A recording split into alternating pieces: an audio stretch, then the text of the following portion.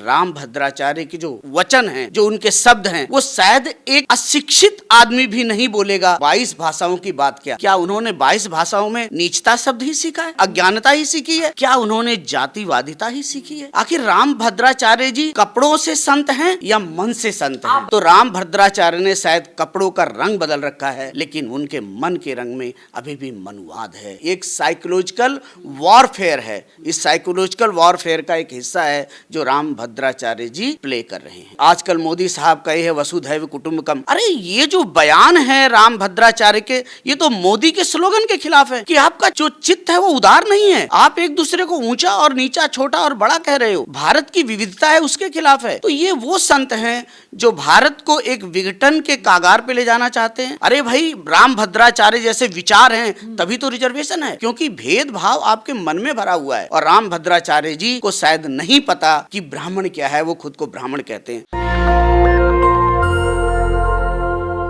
राम भद्राचार्य आजकल सुर्खियों में हैं।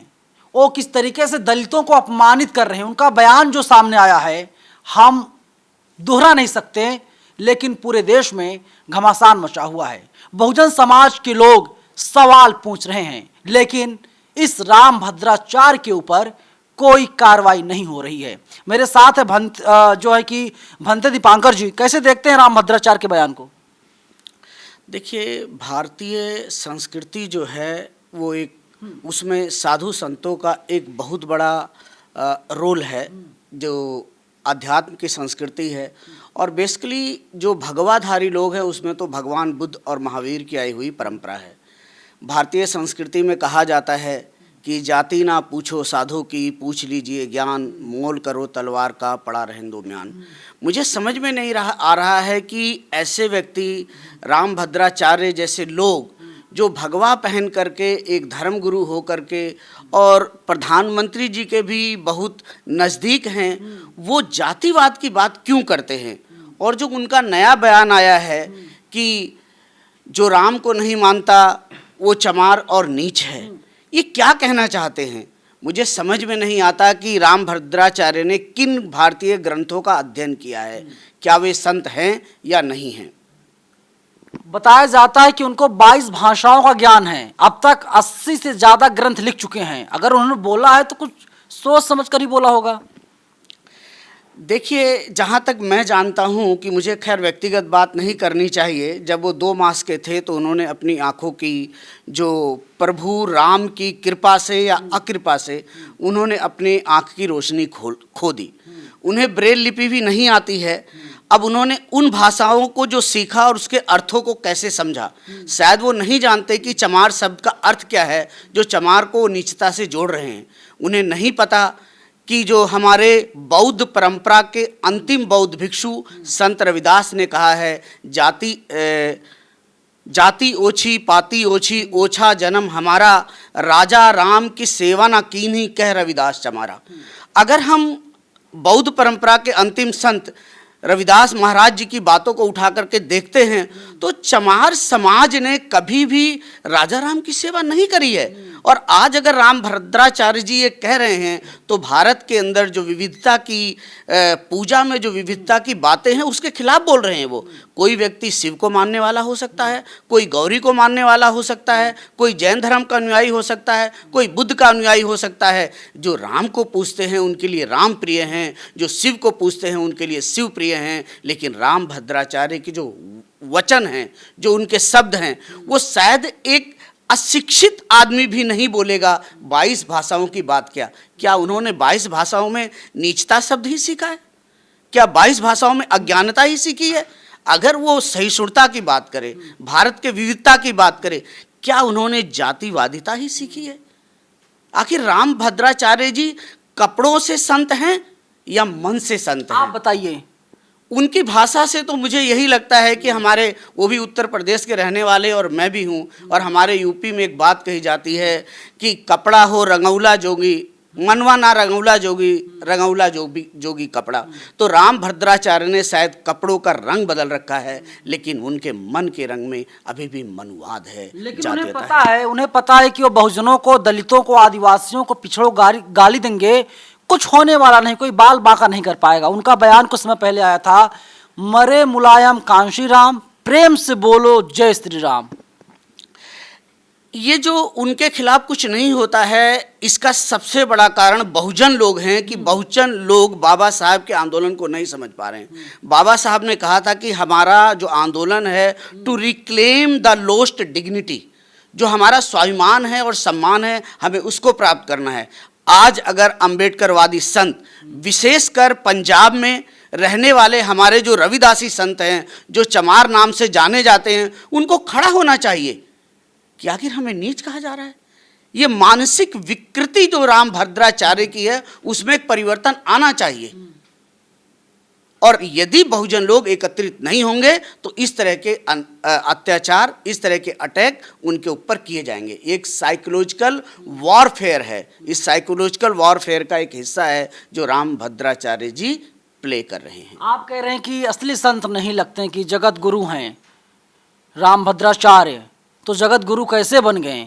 काफ़ी ज्ञान होगा, और गूगल कह रहा है कि 22 भाषाओं का ज्ञान, 80 से ज़्यादा ग्रंथ लिख चुके हैं साहब। जो मानव और मानव में फूट डाले, जो किसी के मरने की कल्पना करे, क्या वह जगत गुरु हो सकता है? क्या वह संत हो सकता है? आप ही सोचिए। तो आप बताइए परिभाषा क्या है जगत गुरु होने का, मतलब क्या है उसका? जगत गुरु तो भारत तो बौद्ध के समय में था, जगत गुरु कैसे हो सकता है कोई? मैं तो सिर्फ उनके वक्तव्य की बात कर रहा हूं कि आज भी वो लोग उस मनुवादी विचारधारा को रख रहे हैं कि जिसमें कि वो कह रहे हैं कि जो राम को नहीं मानता वो चमार और नीच है। ये भद्राचार्य जी किस मनुवादी व्यवस्था को लाना चाहते हैं? इसके खिलाफ जो अंबेडकरवादी संत हैं, जो बहुजन समाज के संत हैं, उनको खड़ा होना चाहिए। उनके अपने उपासकों के लिए, अपने अनुयायियों के लिए वो जगत गुरु हो सकते हैं, लेकिन समस्त जगत के लिए क्या वो जगत गुरु हैं या नहीं है, इस पर एक सवालिया निशान है। अरे बीजेपी को आशीर्वाद देते हैं, बीजेपी की मध्य प्रदेश में सरकार बन जाती है, तो सोचिए समझिए कि कितने बड़े ज्ञानी हैं, कितने बड़े वो आशीर्वाद देने वाले हैं, कितने बुद्धिमान हैं। देखिए, एक राजनीतिक गुरु हुए, अगर कोई किसी पार्टी को इस तरह का आशीर्वाद देते हैं तो एक राजनीतिक गुरु हैं, और वो राजनीतिक दृष्टिकोण के अंदर ही ऐसी भाषा बोल रहे हैं। और इस भाषा को अगर बीजेपी नहीं रोकती है तो उसका नुकसान बीजेपी को उठाना पड़ेगा। मुझे लगता है आने वाले समय में जो हमारे बहुजन समुदाय के संत हैं वो खड़े होंगे। हिंदू धर्म के रक्षक हैं भद्रा जी। देखिए, मैं धर्म की बात नहीं करता हूं, लेकिन मैं भारतीय संस्कृति की बात करता हूं। राम भद्राचार्य जी के ये वचन भारतीय संस्कृति को तोड़ रहे हैं, भारतीय समाज को तोड़ रहे हैं।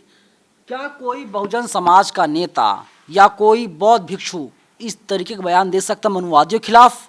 क्या उसकी जुबान नहीं काटी जाएगी?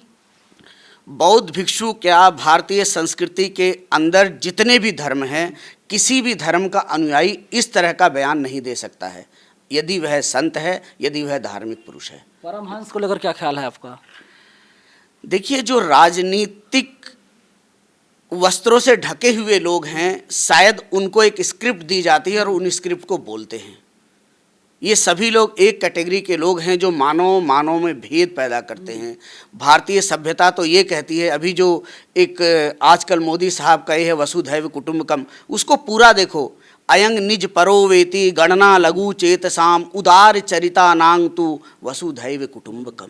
अरे ये जो बयान है राम भद्राचार्य के, ये तो मोदी के स्लोगन के खिलाफ है कि आपका जो चित्त है वो उदार नहीं है, आप एक दूसरे को ऊंचा और नीचा, छोटा और बड़ा कह रहे हो।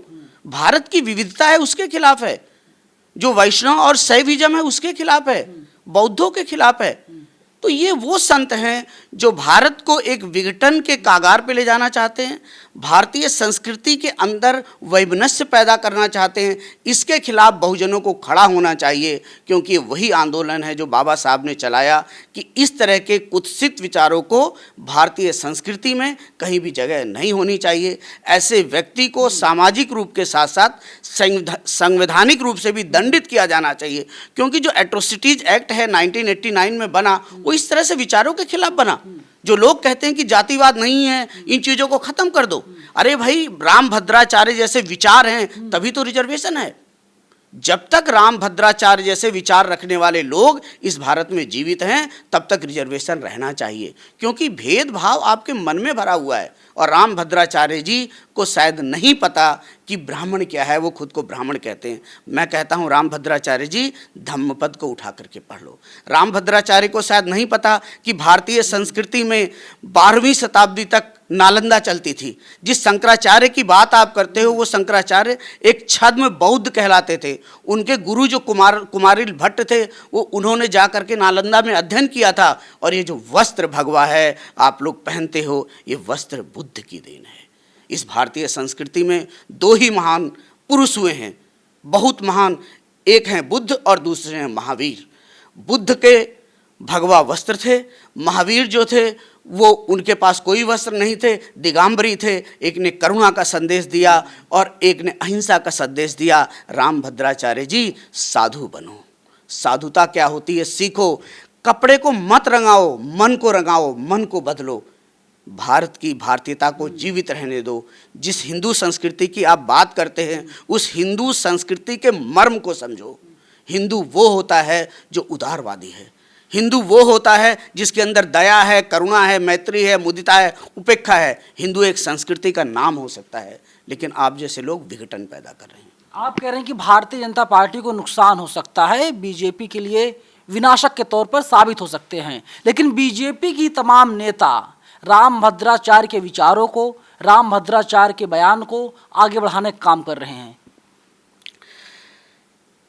जो नेता ऐसा काम कर रहे हैं उनको लगता है, लेकिन जिस दिन बहुजन इस देश का जागेगा, जिस दिन इस देश की संस्कृति को समझने वाले लोग जागेंगे और जिस दिन बाबा साहब के अनुयायी लोग अपने आंदोलन को समझेंगे, उस दिन ये सब बीजेपी के खिलाफ जाने जा रहा है। और मुझे लगता है कि मोदी साहब को ऐसे गुरु के चरणों में जा करके कहना चाहिए कि भैया आप क्या कह रहे हो, आप काहे के संत हो, किस बात के संत हो। शिष्य वो होता है जो अपने गुरु से भी प्रश्न कर सके। क्या कोई नीच है? आज मोदी साहब जिस कुर्सी पर बैठे हैं उनको किसी कांग्रेस के व्यक्ति ने नीच कहा था और पूरा भारतीय समाज मोदी के साथ खड़ा हो गया था। और रामभद्राचार्य जी वही काम कर रहे हैं जो किसी कांग्रेस के एक नेता ने किया था। आप पूरे समाज को नीच कह रहे हो। चमार का मतलब एक जाति नहीं है, चमार सभी बहुजन के लिए यूज होता था। चमार चमड़े का काम करने वाला नहीं होता है। भारतीय संस्कृति के अंदर जो मनुवाद को जिसने नहीं माना वो चमार कहलाया। और मैं पुनः कह रहा हूं कि हमारे जो गुरु हुए हैं, बौद्ध परंपरा के अंतिम बौद्ध भिक्षु संत रविदास ने कहा है, जाति ओछी पाति ओछी, ओछा जन्म हमारा, राजा राम की सेवा ना कीनी, कह रविदास चमारा। हमारे तो गुरु रविदास कह रहे हैं कि हम लोगों ने राम की सेवा नहीं करी और ना करनी है। तो इसका मतलब कि रामभद्राचार्य जी हमारे गुरु को भी नीचा कह रहे हैं। समझने की बात है। बहुजनों को पढ़ना चाहिए, अपना इतिहास जानना चाहिए। रिजर्वेशन की रोटी पर जिन बहुजनों ने तरक्की की है उन्होंने अध्ययन छोड़ दिया है। वो अपने स्वाभिमान के आंदोलन को नहीं उठा रहे हैं। जिस बहुजन में स्वाभिमान का आंदोलन होगा वो रामभद्राचार्य जी के मत से, और रामभद्राचार्य जी जिस पार्टी से संबंध रखते हैं उसके साथ कभी खड़ा नहीं होगा। आप कैसे देखते हैं? आप कह रहे हैं कि बहुजन समाज आपका सो रहा है। अगले 10-20 साल में इनके जो विचार हैं और इनके विचारों जो मानने वाले लोग हैं वे लोग तो बहुत आगे निकल जाएंगे, बहुजन तो सोता ही रहेगा। भारतीय संस्कृति में अतिवाद की कोई जगह नहीं है।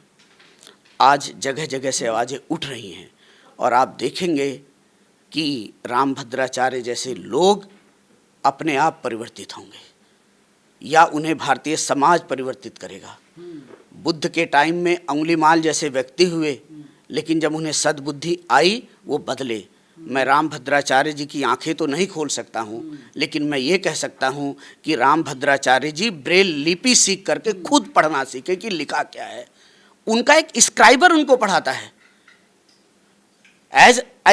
जैसा मुझे मालूम है, जो मैंने इंटरनेट से ढूंढा है, पता चला है कि उनको ब्रेल लिपि भी नहीं आती है, तो वो सुन रहे हैं ना जो उन्हें सुनाया जा रहा है।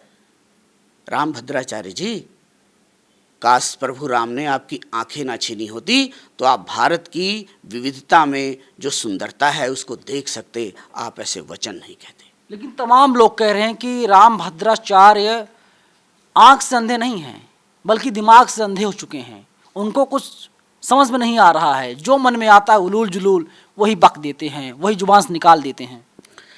देखिए, वो इसलिए जुबान से निकाल रहे हैं कि जिसके खिलाफ वो बोल रहे हैं वो लोग एकत्रित नहीं हैं, टूटे हुए लोग हैं, टूटे हुए लोग हैं।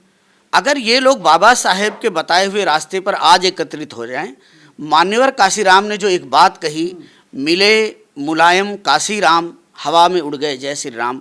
मैं किसी की मान्यता की, मैं प्रभु राम की तो बात नहीं करता हूँ, ठीक है, वो पूजनीय हैं, जो उनको मानता है उनके लाइन को कोट कर रहे हैं आप। हाँ, मैं उस लाइन को मैं कोट कर रहा हूँ, लेकिन उसमें यह है कि अगर बहुजन, बैकवर्ड और SC ST अगर एकत्रित हो जाए तो भारतीय संस्कृति पुनः स्थापित हो जाएगी।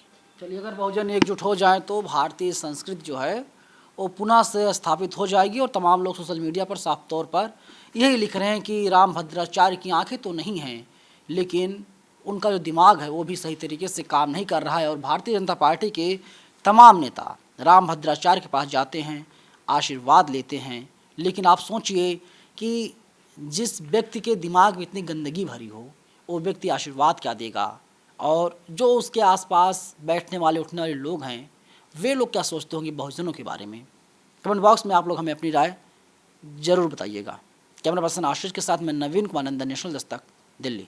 नेशनल दस्तक की आपसे गुजारिश है कि अगर इसको बचाना चाहते हैं तो नेशनल दस्तक को सब्सक्राइब करने के लिए रेड कलर के सब्सक्राइब बटन को दबाएं, फिर बेल आइकन की घंटी दबाएं। नेशनल दस्तक को बचाने के लिए बहुत जरूरी है कि हर खबर को शेयर करें, लाइक करें, कमेंट जरूर करें।